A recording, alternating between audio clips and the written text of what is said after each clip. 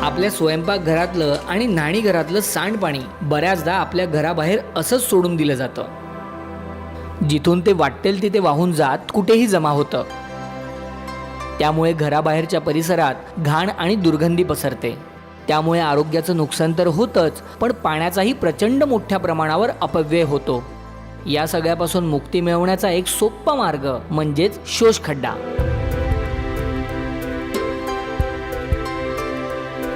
हा शोषखड्डा पाण्यातल्या अशुद्धी साफ करून पाण्याला परत जमिनीत सोडतं। त्यामुळे जमिनीतील पाण्याची पातळी तशीच टिकून राहते। असं समजा दररोज एका माणसामागे आंघोळीसाठी आणि जेवणासाठी वापरलेलं 20 लिटर पाणी असंच वाहून जातं। आता असं समजा की गावात 1000 लोक राहत आहेत, म्हणजेच गावातून एकूण वाया जाणारं पाणी हे 20 गुणिले 1000 म्हणजेच 20,000 लिटर प्रतिदिन आहे। जर हे पाणी शोषखड्ड्यांच्या मदतीनं वाचवलं गेलं तर दर साल 20 लिटर गुणिले 1000 व्यक्ती गुणिले 365 दिवस म्हणजेच 73 लाख लिटर्स वाहून जाणारं पाणी हे गावात पुनर्वापरासाठी उपलब्ध राहील। हा असा चमत्कारी खड्डा आहे, म्हणून याला मॅजिक पीट असंही म्हणतात। हा शोषखड्डा तयार करण्यासाठी लागणारं साहित्य सहज उपलब्ध असतं। मोठे दगड, छोटे दगड, मोजपट्टी, मार्किंग करण्यासाठी चुना, 3 इंच व्यासाचा आणि आवश्यकतेनुसार लांबीचा PVC पाईप, 2 पाईपांना जोडणारा एक बेंड आणि एक सिमेंटची टाकी। ही टाकी 1 मीटर उंचीची असायला हवी। टाकीचा तळ बंद असावा। टाकीच्या वरच्या बाजूंनी 6 इंच खाली येत टाकीच्या भोवती प्रत्येकी 3 इंच व्यासाचे दाखवल्याप्रमाणे 4 छिद्र म्हणजेच होल्स तयार करून घ्यावेत। टाकीला एक 3 इंच व्यासाचं होल असणारं झाकणही असायला हवं। जर आपल्या परिसरात सिमेंटची टाकी उपलब्ध नसेल तर आपण झाकण असणारा प्लॅस्टिकचा ड्रमही वापरू शकता। पण या ड्रमला सुद्धा सिमेंटच्या टाकीसारखंच वरच्या बाजूंनी 6 इंच खाली येत 3 इंच व्यासाचे 4 होल्स तयार करून घ्यावेत आणि झाकणाच्या वरती 3 इंच व्यासाचं होल पाडावं, जेणेकरून त्या होलमधून पाणी जाण्यासाठी पाईप बसवता येईल। आता जिथून सांडपाणी वाहून जातं त्या जागेच्या जवळपास अशी जागा निवडूया जिथे 4 फूट बाय 4 फूटची एक साफ जागा मिळेल। आता झाली तयारी पूर्ण। चला आता आपण वॉटर संस्थेचे इंजिनियर श्री प्रशांत कळसकर यांच्याकडून शोषखड्डा तयार करण्याची पद्धत शिकूया। नमस्कार बंधू भगिनींनो, तर आज आपण बघूया प्रत्यक्षात शोषखड्डा कशा पद्धतीने तयार केला जातो। आता ह्याच घराचा जर आपण विचार केला तर या घराचं पाणी इथं साचतं आणि या नालीमधून असंच शेताकडे वाहत जातं। तर या ठिकाणी आता आपण इथं शोषखड्ड्यासाठी मार्किंग करणार आहोत।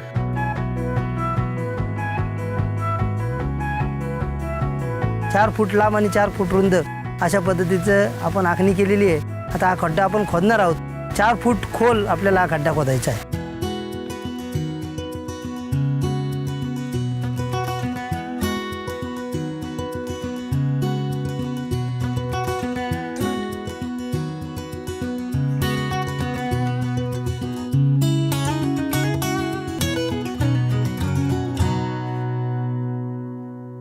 तर आता आपण हा खड्डा भरण्याची प्रक्रिया बघूया। आपण सुरुवातीला तळाला मोठे दगड टाकतोय। त्याच्यानंतर आपण जी सिमेंटची टाकी आहे ती आपल्याला बरोबर या खड्ड्याच्या मध्यभागी उभी करायची आहे आणि त्याच्या आजूबाजूला मोठ्या आणि छोट्या दगडांचे थर आपण मांडत हा खड्डा हळूहळू वरती भरत आणणार आहोत।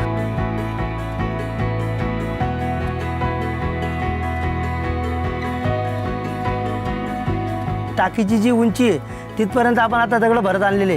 तत्पूर्वी आपण एक काळजी घ्यायची याच्यामध्ये की त्याचे जे होल आहेत तिथं बाजूला पोकळ राहील अशा पद्धतीने थोडीशी दगडाची रचना करायची आहे, जेणेकरून पाणी सहजपणे टाकीच्या बाहेर वाहून जाऊ शकतं।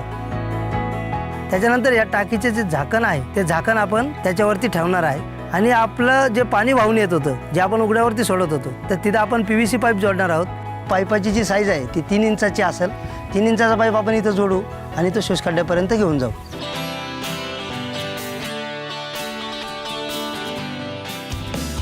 आपल्याला जेवढा आवश्यक पाईप आहे तेवढा आपण आता कापून घेतला आहे. आता हा पाईप आपल्याला जोडायचा आहे, तर त्याच्यासाठी उतारानुसार आपल्याला थोडासा ढाळ द्यावा लागेल पाणी येण्यासाठी. तर त्यासाठी एक छोटा चर घेणार आहोत आपण आणि त्या चरामध्ये हा पाईप गाडणार आहोत, जेणेकरून पाईपाचं नुकसान होणार नाही आणि पाईप सुरक्षित राहील.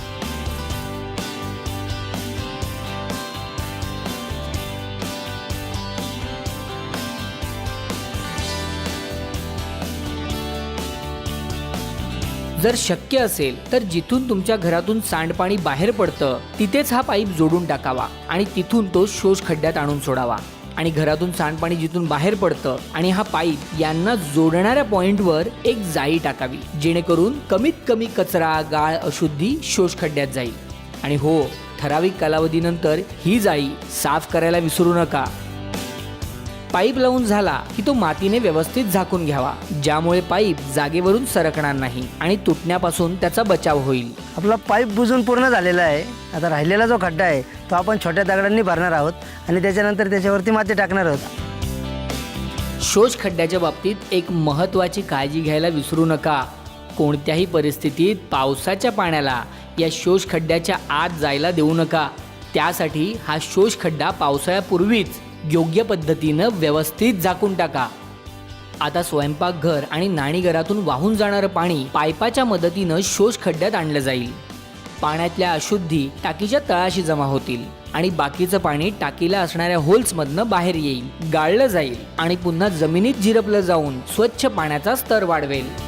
आणि आपल्या घरातून वाहून गेलेलं पाणी हे शोष खड्ड्यांमुळे पुन्हा आपल्यालाच वापरायला मिळू शकतं. हा शोष खड्डा बनवणं अतिशय सोपं तर आहेच, पण सरकार यासाठी मनरेगा अंतर्गत संपूर्ण अनुदानही देतं. शिवाय एकदा हा तयार केला की आयुष्यभर काम करतो. फक्त 2-3 वर्षातून एकदा त्याची साफसफाई करणं गरजेचं असतं. आपण सर्व मदत घेऊन प्रत्येक कुटुंबाने जर हा शोष खड्डा केला तर निश्चितपणे आपण आपला परिसर स्वच्छ ठेवू शकतो. तर याच्यासाठी सगळ्यांनी पुढाकार घ्यावा. प्रत्येक गावांनी, ग्रामस्थांनी पुढे येऊन शोष खड्ड्याचं काम करावं. नमस्कार.